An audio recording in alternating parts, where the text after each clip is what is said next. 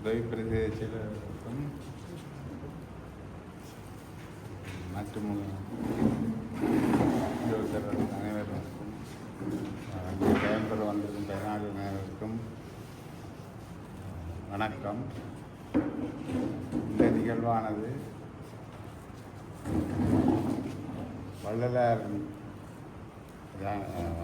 வள்ளலார் ஜோதி மணிமன்றம் France கிளையின் நிதி பங்களிப்புடன் மாதம் ஒவ்வொரு பிரதேச செயலகங்களுக்கும் சென்று அவரின் பசித்தோருக்கு உணவளிக்கும் திட்டத்தில்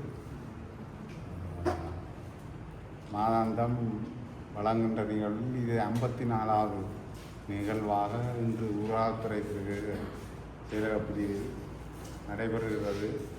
இதற்கு நிதியுதவி பிரான்ஸ் கிளை வள்ளலார் ஜோதி மணிமன்றத்தின் பிரான்ஸ் கிளையினரால் நிதி உதவியுடன் இந்த வரைய பசித்தோருக்கு உணவுக்கு வந்துட்டு அந்த நிகழ்வு தற்பொழுது ஊராட்சித்துறை பிரிவில் ஆரம்பமாகிறது. அனைவருக்கும் காலை வணக்கங்கள். வள்ளலார் ஜோதி மணிமன்றம் பிரான்ஸ் நகரில் இருந்து இன்று எங்களுடைய பிரதேச செயலக பிரிவுக்கு உட்பட்ட மக்களுக்கான வறிய மக்களுக்கான உணவுப் பொருட்கள் வழங்கி வைக்கும் ஒரு நிகழ்வானது நடைபெற இருக்கின்றது. இதனை வள்ளலார் ஜோதி மணிமன்றத்தினுடைய எங்களுடைய யாழ்ப்பாண இணைப்பாளர் அவர்கள் இதனை ஏற்பாடு செய்திருக்கின்றார்கள். அந்த வகையில் நாங்கள் எங்களுடைய பிரதேச செயலக பிரிவுக்கு உட்பட்ட 50 பயனாளிகள் வறிய பயனாளிகளை நாங்கள் தெரிவு செய்திருக்கின்றோம். அந்த வகையிலே இன்று உங்களுக்கு அருளாளர் வள்ளலார் அடிகளார் பற்றி உங்களுக்கு சிறு விளக்க உரையும் அதன் தொடர்பான கருத்துக்களையும் உங்களுக்கு வழங்குவதற்காக உங்களுடைய கலாச்சார அபிவிருத்தி உத்தியோகத்தர் தயாராக இருக்கின்றார். அந்த வகையில் நான் எங்களுடைய அந்த வள்ளலார் ஜோதி மணிமன்றத்தினுடைய எங்களுடைய அந்த யாழ்ப்பாண இணைப்பாளர் அவர்களையும் மற்ற எங்களுடைய அபிவிருத்தி உதவியாளர் இந்து கலாச்சார அபிவிருத்தி உத்தியோகத்தர் மற்றும் எங்களுடைய அந்த நிறுவனத்தின் சார்பாக வந்திருக்கும் அந்த ஒளிப்படத்தை பிரதி செய்து கொள்பவர் மற்றும் எங்களுடைய பயனாளிகள் அனைவரையும் நான் இந்த நிகழ்வுக்கு வரவேற்றுக் கொள்கின்றேன். உங்களுக்கு நான் ஏற்கனவே கூறியது போல இந்த வள்ளலார் அடிகளார் பற்றி உங்களுக்கு சிறு விளக்க உரை எங்களுடைய கலாச்சார அபிவிருத்தி உத்தியோகத்தர் நிகழ்த்துவார். உண்மையிலேயே அந்த அடிகளார் வறுமையை போக்கி எல்லாருடைய பசிகளையும் ஆற்றுவதுதான் அவருடைய மிக முக்கியமான ஒரு கொள்கை குறிக்கோளாக இருக்கின்றது. அந்த வகையிலே எங்களுடைய பிரதேச செயலகம் உண்மையிலேயே ஒரு வலியப்பட்ட ஒரு பிரதேச செயலகம். இந்த பிரதேச செயலகத்துக்கு பயனாளிகளை 50 பேரை நாங்கள் தெரிவு செய்திருக்கின்றோம். அதனை எங்களுடைய திட்டமிடல்களை உத்தியோகத்தர்கள் தெரிவு செய்திருக்கின்றார்கள். அந்த வகையில் அவருடைய அந்த கருத்து அவருடைய பணிகள் சமூகத்துக்கு தொடர்ச்சியாக அந்த நிறுவனத்தினர் செய்து கொண்டு வருகின்றனர்.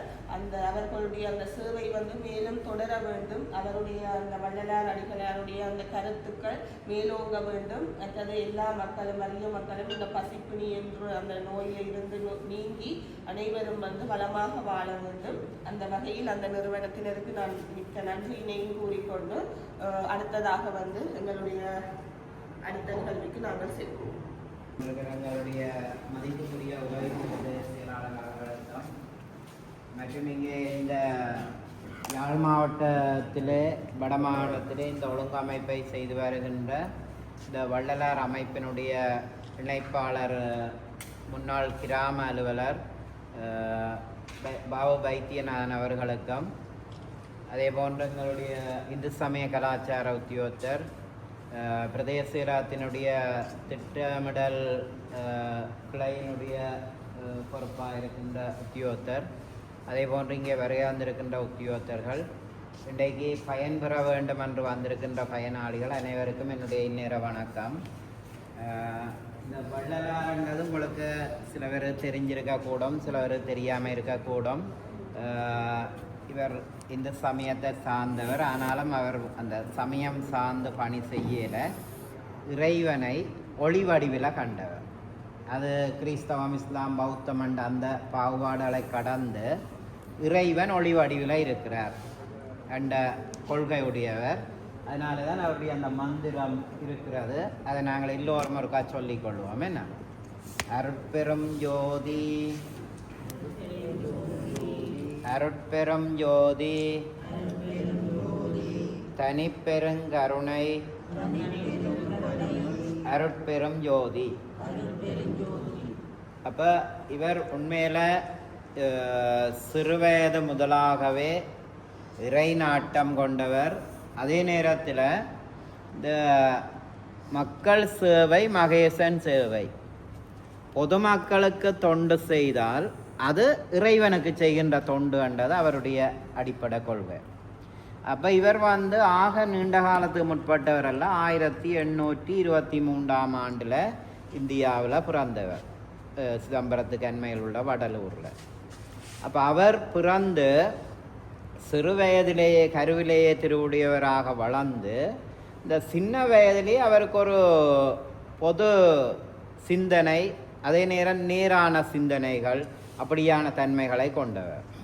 9 வயதிலேயே மிகவும் சிறந்த புலமை உள்ளவராக அவர் விளங்கியிருக்கிறார்.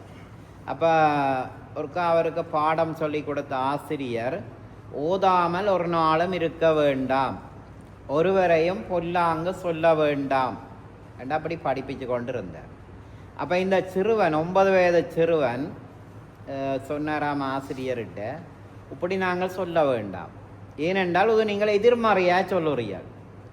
ஊதாமல் ஒரு நாளும் இருக்க வேண்டாம், வேண்டாம்ன்றதை நாங்கள் பயன்படுத்த வேண்டாம், எப்போவுமே நாங்கள் உடன்பாடாக சிந்திப்போம். பாருங்க, உளவியல் சிந்தனையை எப்போ அந்த பிள்ளை சிந்திக்குது 9 வயதில். அப்போ ஆசிரியர் கொஞ்சம் இதாகப்படுது, இவரை எனக்கு சொல்கிறார் கருத்துக்களாண்டு. இப்போ ஆசிரியர் சொன்னாரா, அப்போ நீ சொல்லு, நான் சொல்கிற பிள்ளை தானே, ஓதாமல் ஒரு நாளும் இருக்க வேண்டாமன்றது பிள்ளையல்லோ, அப்போ நீ சொல்லண்டா. அப்போ இவர் பாடுகிறார், ஒருமையுடன் நினது திருமலரடி நினைக்கின்ற உத்தமர்தம் உறவு வேண்டும். பாருங்க, அங்கே வேண்டாமன்றது இங்கே வேண்டும். ஒருமையுடன் நினது திருமலரடி நினைக்கின்ற உத்தமர்தம் உறவு வேண்டும். இறைவனுடைய திருவடிகளை நினைக்கிற நல்லவர்களுடைய உறவு எங்களுக்கு கிடைக்க வேண்டும். உள்ளொன்று வைத்து புறமொன்று பேசுவர், உறவு கலவாமை வேண்டும். மனதுக்குள்ளே ஒன்றை வச்சு கொண்டு வெளியில் கதைக்கிறாக்களின் உறவு வேண்டாம். அந்த நல்லவர்களின் உறவு தான் வேணும், அப்படியானவர்கள உறவோட இது வேணும். அப்போ இந்த நிலையில் அவருடைய மனதில் எந்த நேரமும் என்ன எண்ணம்ண்டா, இந்த உலகத்தில் மக்கள் பசியோடு இருக்கக்கூடாது. ஏனெண்டா உங்களுக்கு தெரியும், பசி வந்தால் என்ன மிச்சம்? பழமொழி இருக்குதானே, பசி வந்தால் பத்தம் பறந்து போயிடும். என்ன 10? மானம், குலம், கல்வி, வன்மை, அறிவுடைமை, தானம், தவம், முயற்சி, தாளாண்மை, தேனிற்கசிந்து மெல்லியன்மேற் காமுறுதல். 10 விடயம் அப்படியே போயிடும். இப்போ பசி வந்தால், சுவாமி விவேகானந்தர் சொல்கிறார், பசியோடு இருக்கிறவனுக்கு போய் கடவுள் பற்றி சொல்லக்கூடாது. பசியோடு இருக்கிறவனுக்கு நாங்கள் சாப்பாட்டை கொடுக்க வேணுமே தவிர அங்கே கடவுள் பற்றி கதைச்சு கொண்டு இருக்கக்கூடாது. அப்போ வள்ளுவர் இரந்தம் உயிர் வாழ்தல் வேண்டின் பரந்து கெடுக உலகியற்றியான். வள்ளுவர் எப்படி சொல்கிறாரு தெரியுமே, இந்த உலகத்தில் பிச்சு எடுக்கிற சனம் ஆறாவது இருக்குமெண்டா, இறைவனால் தான் எல்லோருமே படைக்கப்பட்டவர்கள். அந்த படைக்கப்பட்டவர்களில் ஒருவர் பிச்சு எடுப்பாராக இருந்தால், பஞ்சத்தில் இருப்பாராக இருந்தால், அந்த படைத்த கடவுளே நாசமாக போட்டு பாருங்க, எப்படி போய் உணர்ச்சி பொங்க சொல்கிறாரு கருத்தை. இரந்தும் உயிர் வாழ்தல் வேண்டின் பரந்து கெடுக உலகியற்றியான். உலக படைத்தவனை இல்லாமல். இப்போ வள்ளலார் மனிதர்கள்கிட்ட மட்டுமல்ல, இந்த மரஞ்செடிகள், கொடிகள், விலங்குகள், பறவைகள் எல்லாத்திட்டையுமே அன்பு கொண்டவர். வாடிய பயிர்களை கண்ட போதெல்லாம் என் உள்ளமும் வாடினேன். எங்கேயாவது அவர் போய்க்க ஒரு பயிர் வாடி இருந்தால் உடனே அவருடைய உள்ளம் வாடுமா, அப்படியான ஒரு ஆள். பாரதியார் சொல்றார், தனியொருவனுக்கு உணவில்லையெனில் ஜெகத்தினை அழித்திடுவோம். வள்ளுவற்ற கருத்தோட வருது. அப்போ இந்த உலகத்தில் நாங்கள் அதாவது இறைவனை வழிபட்டு பேரின்பம் முத்தி மோட்சம்னு சொல்கிறோம் தானே. அதை வள்ளலார் எப்படி சொல்கிறாருண்டா, பேரின்பம்ண்டா என்னண்டா, ஒருவன் பசியோடு இருந்தால் அவனுக்கு சாப்பாட்டை கொடுத்துட்டு அவன் சாப்பிடேக்கு அவனை பார்த்து கொண்டிருக்கிறதான் தனக்கு பேரின்பம். யோசிச்சு பாருங்க, ஒரு 3 நேரம் சாப்பிடாவிட்டா அந்த வயிறு இன்னும் புகஞ்சு இவ்வளோ கஷ்டமாக இருக்கும். அதான் பசி பிணியண்டே சொல்லிவிட்டார்கள். பசி ஒரு பிணி, ஒரு பெரிய துன்பம். அப்போ அதை நிறைவு செய்து அவர்களை மகிழ்விக்கிறதான் இவருடைய பெரிய பணி. இந்த உலகத்தில் ஒருவருக்கு என்ன கொடுத்தாலும் அவர் இன்னும் வேணுமென்றே சொல்லுவார். இப்போ இவருக்கு நான் நகை கொஞ்சத்தை கொடுக்குறேன், அவர் இப்போ 4 லட்சம் ரூபாய் இன்னும் கொஞ்சம் தாங்கன்னு தான் சொல்லுவார். போதுமான்னு சொல்லுவாரோ இல்லை. காணி ஒரு 10 பிறப்பு எழுதித்தலாண்டா அவருக்கு பேர் இன்னும் ஒரு 2 பிறப்பு தரையிலாகும் என்ன. அப்போ என்னத்தை கொடுத்தாலும் காணாதன்னு தான் சொல்லுவேன். இவரை இருத்தி வச்சுட்டு நான் வாழையில் போட்டுட்டு சாப்பாட்டை கொடுத்து கொண்டிருக்கிறேன். ஒரு கட்டத்தில் என்ன சொல்லுவார், போதும் சாப்பாடு போதும். அப்போ ஒரு மனிதன் போதுமண்ட நிறைவுக்கு வாரது என்ன, சாப்பாடு தான். அந்த சாப்பாடு இல்லையான்னு சொன்னால் அவன் வாழ்க்கை பெரிய துன்பம்.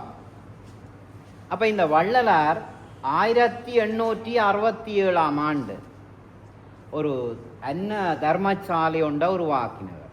1867 அன்றைக்கு அக்கினி மூட்டினவர், நெருப்பை மூட்டினவர், பானை வச்சு சமைச்சு சனங்களுக்கு கொடுக்கவர், பசியோடு இருக்கிறார்கள். அவர் அண்டைக்கு மூட்டின அந்த அக்கினி இன்றைக்கும் எரிஞ்சு கொண்டிருக்கு. அவர் 1874 சிவப்பேர் அடைந்துட்டார், இல்லை இறைவனை அடைந்துட்டார். ஆனால் அவர் மூட்டின அந்த நெருப்பு, ஏன் நெருப்பு மூட்டினவர், உலகத்தில் வயிற்றில் நெருப்பெரியாமல் பசியொன்ற அந்த தீ இல்லாமலுக்கு மனிதர்கள் மகிழ்ச்சியோடு இருக்கணும் என்ற அவர் மூட்டின அந்த தீ நெருப்பு நான் நினைக்கிறேன் அடுத்த வருஷம் 160 வருஷமாக இருக்கு. இன்று வரைக்கும் அந்த நெருப்பு எரியுது. எரிதண்டா என்ன கருத்து, சாப்பாடு வழங்கப்பட்டு கொண்டு தான் இருக்கு அவருடைய அமைப்பால்.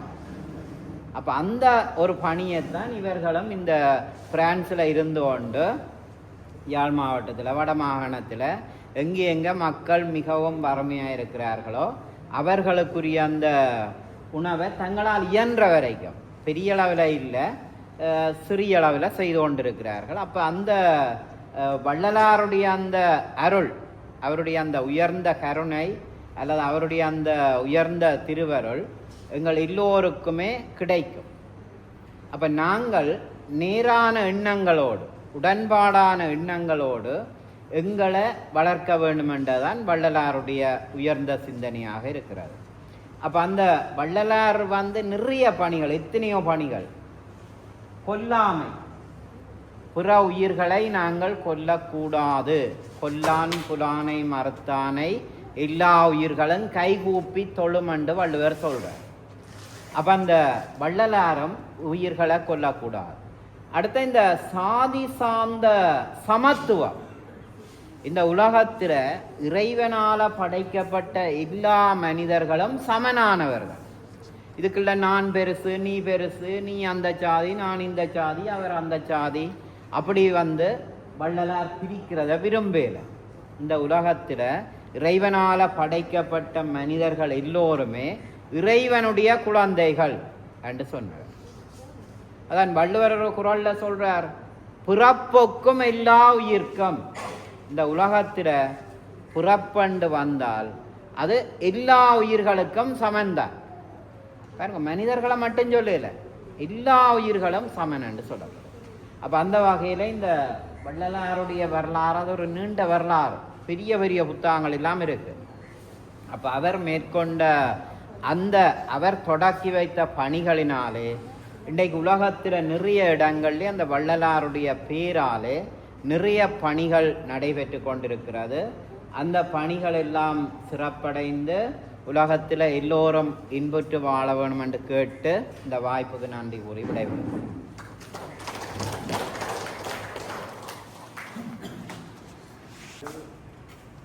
இருக்கு விருப்பமான கொடுத்து கொண்டு போகலாம். வாசிக்க விருப்பமான ஆக்கள் எடுங்கோ, சும்மா கொண்டே வச்சா பிரயோசனம் இல்லை, அது இன்னொரு ஆளு பயன்படுமே.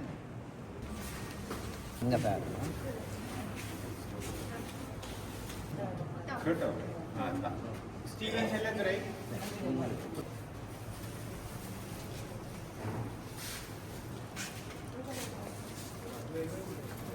பிடிப்பீங்களே. மசிகரன் காயத்ரி,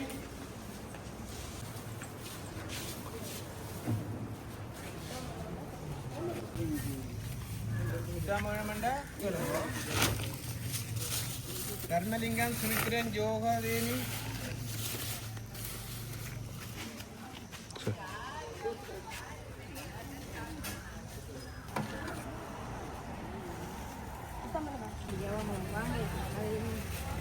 தேவராசா சுஜீபா, இளையவன் நாகேஸ்வரன்,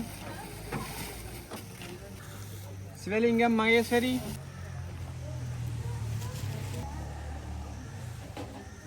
பெலிஜோர் ராஜே,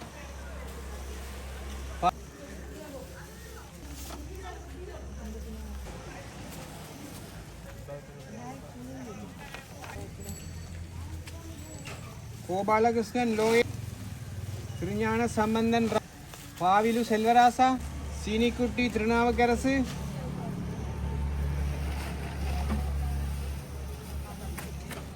பேதுரு தானியல், சின்னத்தம்பி சிவகுமார், பொன்னையா பரரா, யாக்கோப்பு நவரத்தினம், அமிர்தவா, செல்லன் வடிவேல், லூயிஸ் கொன்சலா மேரி மென்ரோசா,